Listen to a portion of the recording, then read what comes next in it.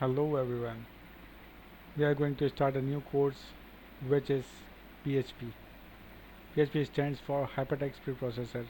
It's widely used open source general purpose scripting language that is specially suited for web development and can be embedded into HTML.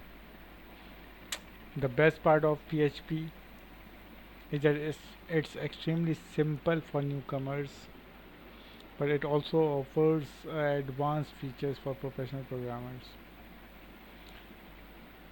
Although PHP development is focused on server-side scripting, but you can do much more with it. So let's explore it. In this course, we are going to follow PHP documentation, official documentation.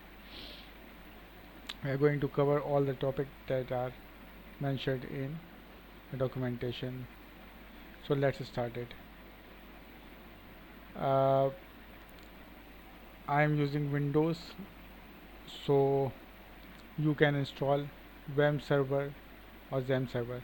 They are providing us complete package in which we have uh, Apache, PHP, MySQL, MariaDB, then the tools like PHP MyAdmin, AdMiner, PHP Sessinfo. I recommend you to download WAM server because I have it and also have more features than XAMPP server. So let's start it. I'm assuming that you have already installed the WAM server and create a folder php-video-tutorials and type this in your browser localhost/php-video-tutorials and refresh it.